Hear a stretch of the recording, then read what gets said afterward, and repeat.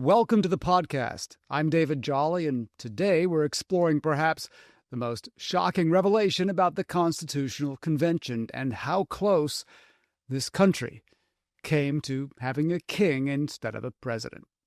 This is the story of how some of the most prominent founding fathers seriously considered establishing an American monarchy, with George Washington as the first king of the United States. It's a tale that reveals just how uncertain and fragile the American experiment really was, and how the Republican government that we take for granted today was far from inevitable. Let's go back to 1783. The American Revolution had just ended with victory over the British Empire. You might expect the new nation to be celebrating its triumph of Republican government over the tyrannical monarchy, but instead, many of America's most prominent leaders are privately wondering whether they've made a terrible mistake. The Confederation government is weak.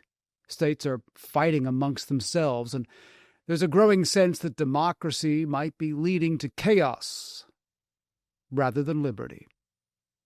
Into this crisis steps one of the most unlikely advocates for American monarchy, Colonel Lewis Nicola, a respected military officer and friend of George Washington. In May 1782, Nicola wrote a letter to Washington that could or would have changed American history if Washington had responded differently. The letter, known today as the Nicola Letter, essentially offered Washington the crown of America. Nicola's argument was straightforward and, to many contemporaries, compelling. The Confederation government was not working.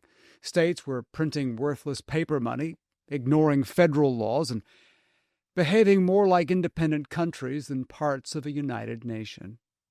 Foreign governments did not take America seriously because they could not tell who was actually in charge. The economy was struggling, and there were growing fears of civil war between different regions. A monarchy, Nicola argued, would solve these problems at a stroke. A king could provide the energy and decisiveness that the weak Confederation government lacked. Foreign nations would respect a monarch in ways that they would never respect a committee. Economic stability would follow political stability. And who better to serve as America's first king than George Washington, the hero of the Revolution and the most respected man in the country? Well, Washington's response was swift and unequivocal. He told Nicola that the suggestion was not only inappropriate, but dangerous to American liberty. No occurrence in the course of the war has given me more painful sensations than your information of there being such ideas existing in the army, Washington wrote. He urged Nicola never to mention such ideas again and to discourage others from entertaining them. But here's the thing. Nicola wasn't some crank writing from the margins of American politics. He was expressing ideas that were being discussed seriously in many quarters of American society. And Washington's rejection, while firm, did not end the conversation about American monarchy. It just drove it underground. By 1787, as delegates gathered in Philadelphia for the Constitutional Convention, the monarchy question had quieted, but had not disappeared. Few people were still talking about making Washington king, but many were wondering whether the American experiment in Republican government was sustainable. The convention itself was evidence that the Confederation was not working, and some delegates were prepared to consider radical alternatives. Alexander Hamilton was probably the most prominent advocate for what we might call soft monarchy. In a famous speech on June 18, 1787, Hamilton outlined his vision for American government, and it looked suspiciously like a monarchy. The president would serve for life during good behavior, essentially a lifetime appointment. The Senate would also serve for life. State governors would be appointed by the federal government and could veto any state law. Hamilton's plan was so radical that most delegates didn't even bother to debate it seriously. William Samuel Johnson of Connecticut called it a high-tone government that would be impractical in America. But Hamilton's willingness to propose such a system showed how far founders were willing to go to create effective government. Other delegates made similar suggestions. Gouverneur Morris proposed that the president should serve for life. Alexander Hamilton suggested that senators should serve during good behavior, whatever that is, which was essentially a lifetime appointment. Several delegates argued that only lifetime tenure would give government officials the independence they needed to resist popular pressure and make unpopular but necessary decisions. The British model was clearly on many delegates' minds. Britain had the most successful government in the world, also with the strongest economy, the most powerful military, and the most stable political system. If Americans wanted to compete with European powers, shouldn't they adopt European-style institutions? The British Constitution, with its mixture of monarchy, aristocratic and democratic elements, had produced prosperity and power that the American Confederation could only dream of.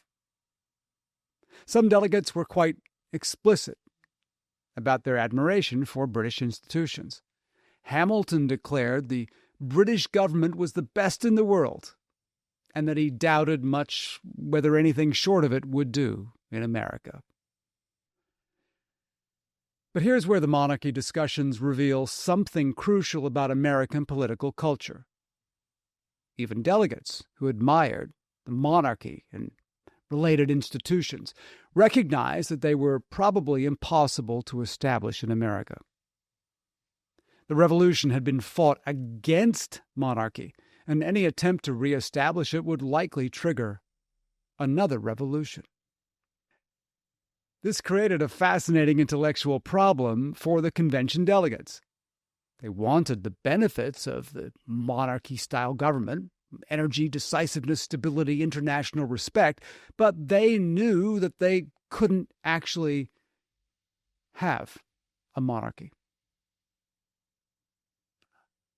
So they tried to design republican institutions that would provide the monarchy-style benefits without triggering republican resistance. The presidency they created was, in many ways, an elected monarchy. The president would have enormous powers: commander-in-chief of the military, chief executive of the government, authority to veto congressional legislation, power to make treaties and appoint judges. The president would be chosen not by direct popular vote, but by the Electoral College that could exercise independent judgment about who was best qualified to serve. Most tellingly, the Constitution placed no limit on how many times a president could be reelected.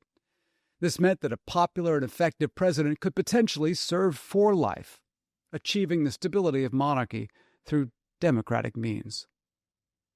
Many delegates clearly expected that George Washington would be elected president repeatedly until his death, effectively making him an elected king. The Senate was designed to be even more monarchical in character. Senators would serve 6-year terms insulated from popular pressure.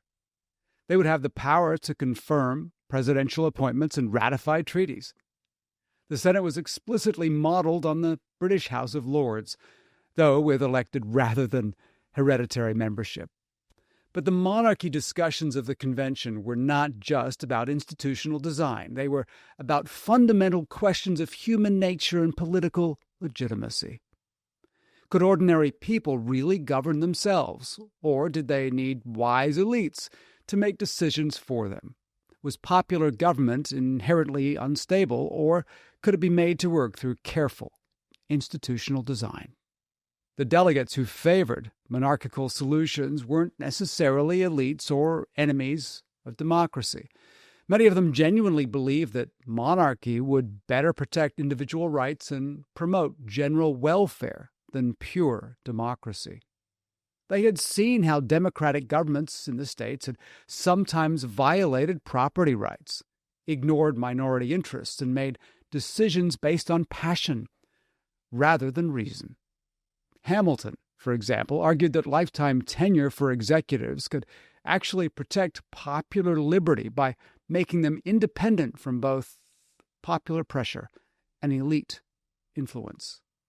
An elected king could not be bribed or intimidated because he could not be removed from office except for serious crimes. This would allow him to make decisions based on the public good rather than political calculation. Now, the counter-argument made most effectively by James Madison was that Republican institutions could provide the same benefits as monarchy without the same risks. Madison's theory of the extended republic suggested that large, diverse, democratic governments could naturally produce moderate policies because no single faction could dominate completely.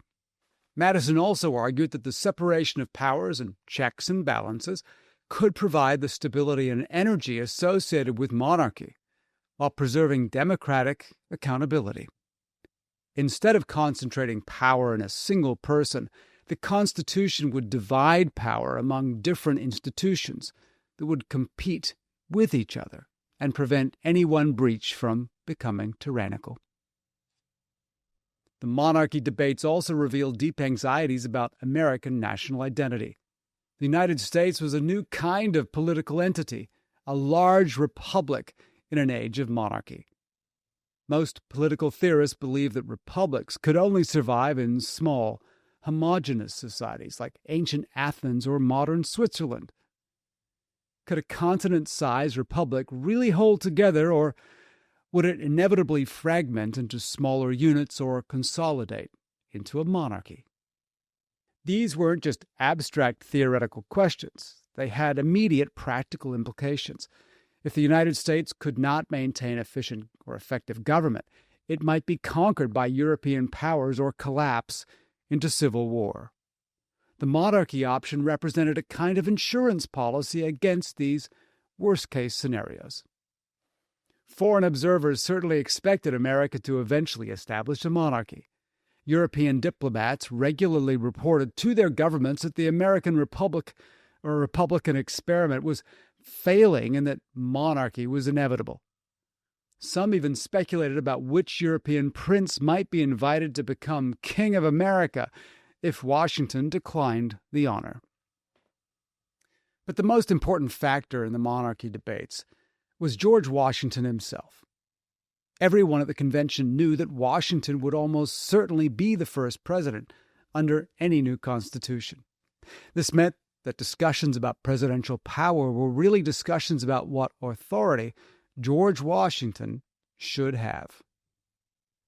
Washington's character and reputation made it possible for the convention to create a strong presidency without triggering fears of tyranny. Delegates trusted Washington not to abuse presidential power because he had already demonstrated his commitment to Republican government by voluntarily giving up military command after the Revolution.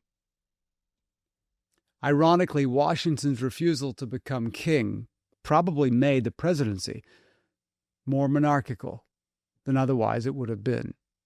Because delegates trusted Washington personally, they were willing to give the presidency powers that they might have denied to a less trusted figure. The presidency was designed for Washington's character, even though future presidents might not share his self-restraint. Looking back, the monarchy debates revealed just how uncertain the Founding Fathers were about the viability of Republican government. They were conducting an experiment with no guarantees of success, and they knew it. The fact that they chose republicanism over monarchy, despite their doubts, speaks to their courage and their faith in human capacity for self-government.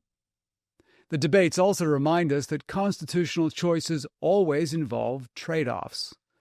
Monarchy might have provided the stability and energy that the Confederation government lacked, but it would have come at the cost of democratic accountability and individual liberty. The founders chose Republican government not because it was perfect, but because they believed its benefits outweighed its costs. Perhaps most importantly, the monarchy debates show us that American democracy was never inevitable. It was the result of specific historical circumstances and conscious political choices. The fact that some of the Founding Fathers seriously considered monarchy reminds us that democratic institutions are fragile and must be actively maintained by each generation. Today, when American democracy faces new challenges and some observers worry about authoritarian trends, the monarchy debates of 1787 seem particularly relevant. They remind us that the choices between republican and authoritarian government is never permanently settled, and that each generation must choose anew whether to preserve democratic institutions or accept authoritarian alternatives. The convention delegates who rejected monarchy were not naive about the challenges of republican government. They understood that democracy was difficult, messy, and sometimes inefficient. They chose it anyway because they believed that the alternatives were, worse. Their choice created the longest-lived written constitution in world history and established a model of democratic government that continues to inspire people around the world. The story of America's flirtation with monarchy ultimately became a story about the triumph of republican ideals over practical expediency. The founders could have taken the easy path and established a monarchy that would have solved their immediate problems. Instead, they chose the harder path of creating institutions that would allow ordinary people to govern themselves. That choice wasn't made once and for all in 1787. It has to be made again and again by every generation of Americans. The monarchy debates remind us that democracy is always a choice, never a given. The fact that George Washington refused a crown does not guarantee that future leaders will make the same choice. But the debates also remind us of the power and precedent and principle in America's politics. Washington's rejection of monarchy established a tradition of civilian leadership and democratic accountability that has shaped American politics for over 2 centuries. Sometimes the most important decisions are the ones that foreclose certain possibilities forever. The monarchy that never was remains one of the most fascinating might-have-beens in American history. It reminds us that the Republican government that we take for granted was far from inevitable, and that the Founding Fathers were taking an enormous gamble when they chose democracy over monarchy.